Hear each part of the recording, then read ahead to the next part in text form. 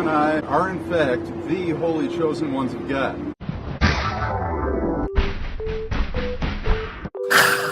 Hey guys, it's Nessie and welcome back to Neror. Mungkin kata-kata stalker atau stalking itu udah umum banget dipakai di perbincangan sehari-hari. Ih, lo lagi nge-stalk Instagram dia ya?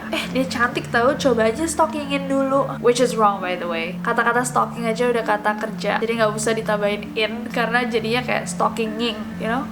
Doesn't make sense. Sorry, I'm a grammar Nazi. Tapi ya, aku sering banget dengar orang-orang zaman sekarang menggunakan kata-kata stalking atau stalker atau stalkingin in daily conversations, di perbincangan sehari-hari. Tapi apa sih sebenarnya stalking itu? Dan sampai level sejauh dan segila apa seorang stalker bisa lakukan? So stalker by definition, dari definisinya adalah seseorang yang melecehkan atau menganiaya seseorang dengan tendensi obsesi. Jadi dari memata-matai, menonton setiap gerakan orang itu, dan mengirimkan ancaman-ancaman karena keobsesannya. And there are some crazy people guys. Banyak orang gila di dunia ini. Aku berkali-kali udah bilang bahwa video-video ini tuh paling serem buat aku, lebih serem daripada yang hantu-hantu. Cause these are people, real life people. Orang beneran, ketika aku baca, ketika kalian mendengar, seakan aku di shock kayak, hey, manusia tuh bisa sampai segila dan sekejam ini. But anyways, hari ini kita bakal bahas dan lihat-lihat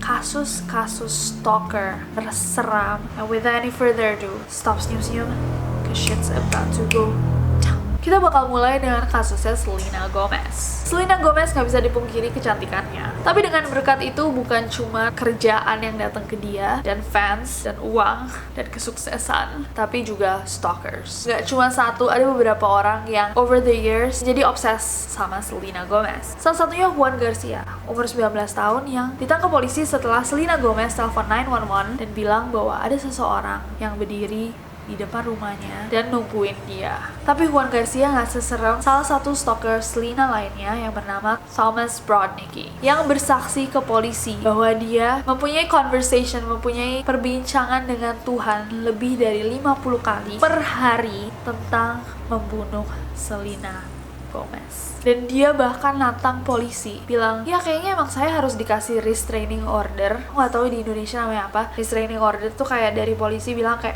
lo gak boleh deket-deket sama satu orang ini. Kalau misalkan lo deket-deket bakal ditangkap. Dan dia nantang polisi buat ngasih dia restraining order. Katanya, ya emang kayaknya kalau gak pakai restraining order saya gak akan jauh dari Selena. Selena Gomez and I are in fact the holy chosen ones of God.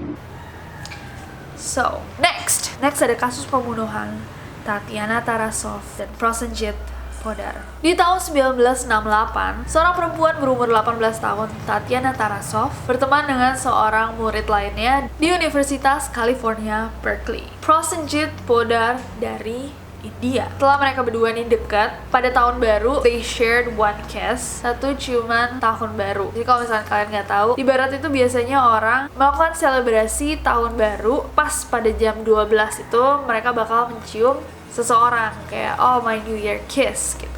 Dan setelah satu ciuman itu mereka sempat pacaran sebentar. Tapi ternyata si Prosenjit sama si Tatiana ini nggak cocok karena emang pemikirannya beda, backgroundnya beda. Pokoknya mereka nggak cocok lah. Dan Tatiana ngerasa kayak ternyata aku nih nggak cinta gitu. Aku nih nggak terlalu cinta gitu sama si pacar. So akhirnya Tatiana bilang sama si Prosenjit, I'm sorry tapi kayaknya kita nggak bisa pacaran. Soalnya kita terlalu beda. Setelah diputusin Tatiana, tiba-tiba performa di sekolahnya pun menurun dan si Prosenjit nih jadi stres, depresi, dan anehnya dia tambah obses sama Tatiana. So kesehatan mentalnya si Prosenjit ini tambah lama tambah parah. Ketika dia ketemu sama Tatiana, kayak kan mereka masih temen kan, dan mereka ngobrol, dia bakal ngerekam semua perbincangan mereka. Dan setelah itu perbincangannya itu sama dia dianalisa kayak, kenapa sih ini cewek gak mau pacaran sama gue. Terus dia bikin jurnal, di dalamnya dia tuliskan semua pertemuan antara dia dan Tatiana. Jadi setiap dia ketemu lagi, dia kayak nulis di jurnalnya, kayaknya ini deh alasannya bla bla bla gitu. Dan itu bikin dia tambah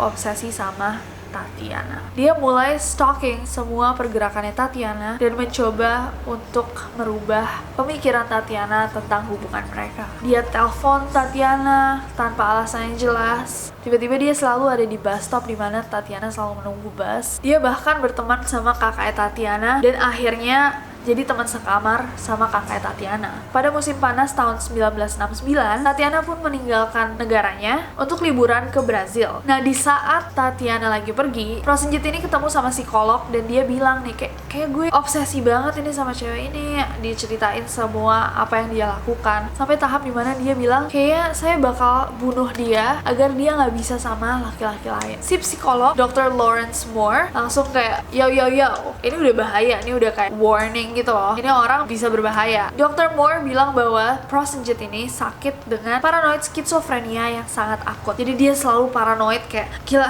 Tatiana bakal sama cowok lain, gue bakal sendiri, gue bakal gila kalau nggak ada Tatiana. Dan si dokter merekomendasikan agar Prosenjit tidak lagi menghubungi Tatiana dan jauh-jauh dari Tatiana. Lalu Prosenjit stop datang ke janji pertemuannya sama si Dr. Moore. Dr. Moore pun takut, lalu dia telepon polisi bilang kayak, hey, ini orang bahaya. Prosenjit ditangkap, tapi 5 minggu kemudian dilepas karena dia tidak menunjukkan kecenderungan bahaya. Ketika Tatiana balik dari Brazil, gak ada yang bilang sama dia apa yang terjadi ketika dia pergi. Gak ada yang bilangin dia bahwa si Prosenjit mempunyai keinginan untuk membunuh dia. Sampai pada 27 Oktober tahun 1969, Prosenjit muncul di rumah Tatiana dengan pistol, dengan senjata, menembaknya, lalu nusuk dia sebanyak 14 kali.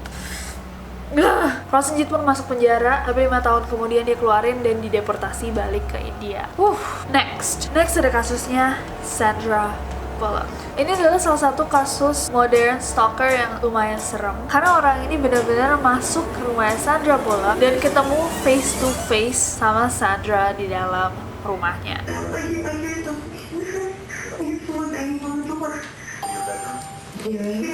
Joshua James Corbett berumur 42 tahun adalah salah satu fannya Sandra Bullock yang memiliki ketergangguan mental. So he had mental problems. Joshua James Corbett ini di kepalanya percaya bahwa dia adalah suami Sandra Bullock. Dia percaya bahwa dia sama Sandra Bullock itu menikah, married.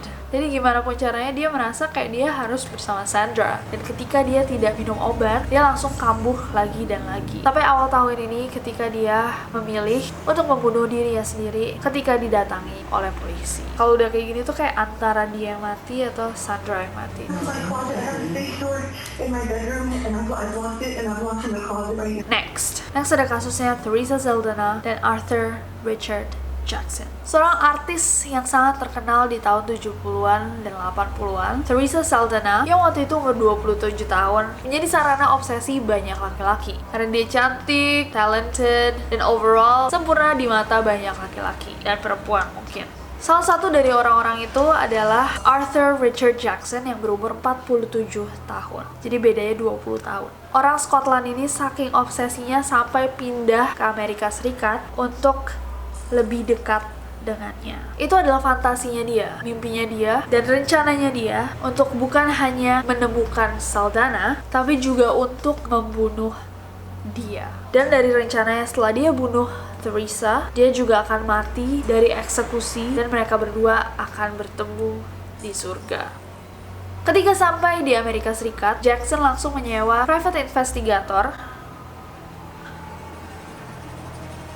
untuk mencari semua data Teresa Saldana. Akhirnya dia sampai dapat nomor ibunya si Teresa ini. Dia telepon, lalu dia ngaku sebagai film director terkenal dan bilang bahwa dia butuh ngobrol sama Teresa buat ngomongin role acting. Ibunya Teresa pun ngasihin dia alamatnya Teresa, dan akhirnya Jackson datang ke depan rumah Teresa, nungguin sampai dia keluar, dan di siang bolong dia menyerang Teresa dan nusuk Teresa 10 kali. Semua orang yang lihat dia nusuk pakai pisau itu bilang bahwa dia nusuknya tuh dengan kemarahan, power, saking kuatnya sampai pisaunya bengkok. Seorang delivery man, seorang pengantar barang, ngeliat itu dan langsung lari, ngelewatin orang-orang yang cuma nonton dan nyetop si Jackson ini, kayak dorong atau apa gitu. Jadi dia nggak bisa nusuk si Teresa lagi. Untungnya nyawanya Teresa Saldana masih bisa diselamatkan dan Jackson pun ditangkap dan diberikan hukuman 12 tahun penjara. Bahkan ketika dia masih di penjara pun,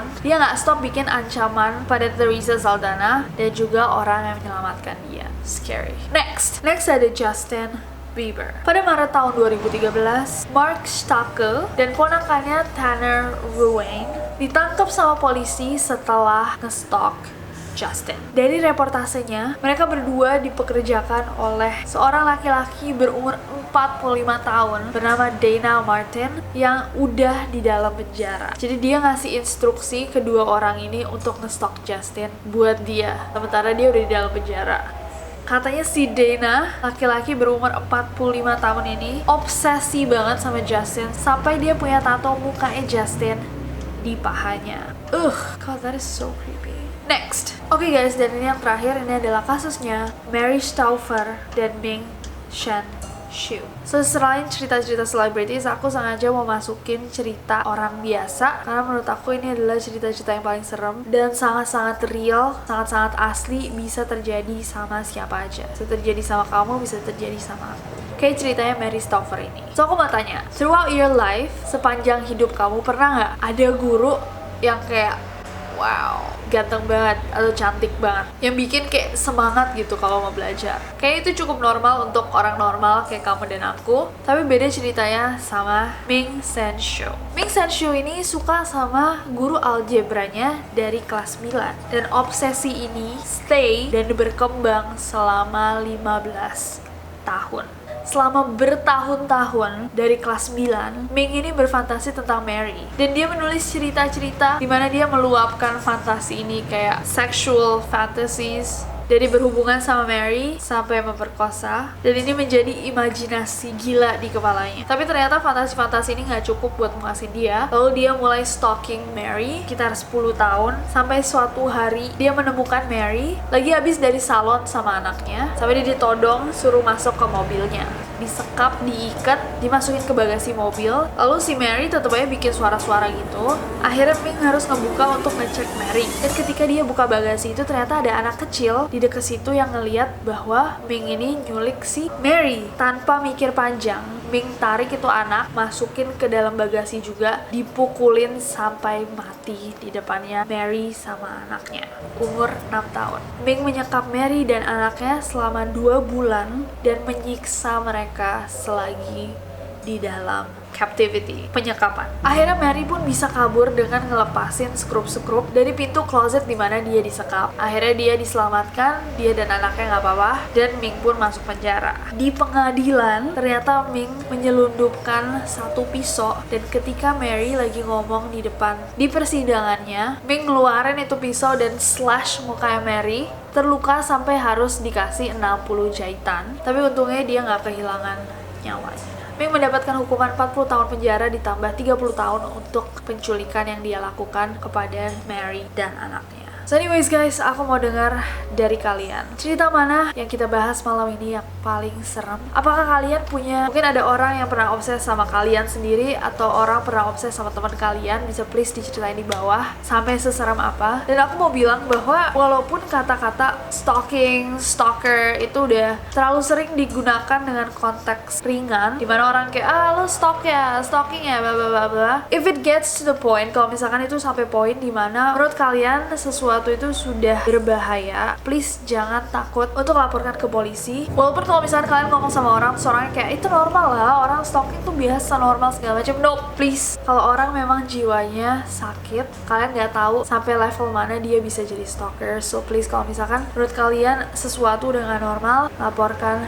ke pihak yang berwajib. Oh ya guys, and as always, jangan lupa komen di bawah ide-ide buat neror-neror selanjutnya. But other than that, I hope that you guys enjoy this video. Kalau misalkan kalian suka videonya, klik like-nya, follow aku di Instagram dan Twitter, gampang banget, Nessie Judge aja, dan subscribe ke channel ini, juga nyalain notification-nya biar kalian tahu kalau misalkan aku upload video baru, karena aku gak sabar buat ketemu kalian lagi. Bye bye.